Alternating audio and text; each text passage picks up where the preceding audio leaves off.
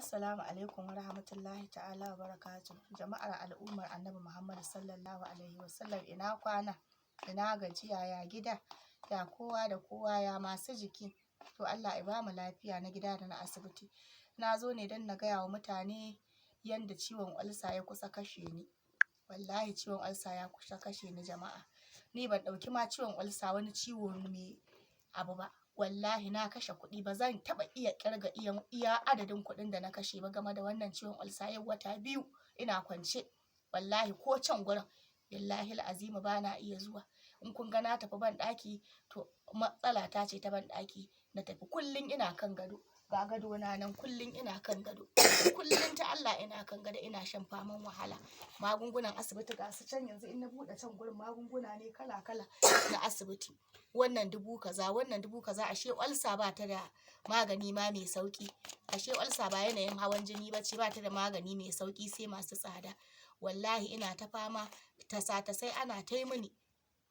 Ana ta mini tasa-tasai. Dan ni gani nake ma da wani abu a ciki na ko ya lalace. Sai gashi cikin ikon Allah jiya, shekaran jiya dai ake gaya min abin, aka ce mini idan aka waye gari zan iya, na ce wallahi zan iya. In na tashi in nemi kuka da kwai, kuka wannan ta miya da kuke kallo, da kwai in kada, na kada su kun gani.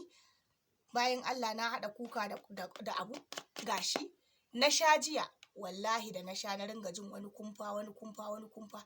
An jima na je ne bayan gari sabar haka. Wallahi jiya wunin jiya ko makamancin ciwon da nake ji a nan din nan, in na ci abinci ya tsaya ciki na ya ringa zafi, ya ringa jin ciwon baya, ya ringa jin wannan mahaukacin ciwon kan. Wallahi a jiya ban ji ba. Yau gashi wannan shine sha na 2.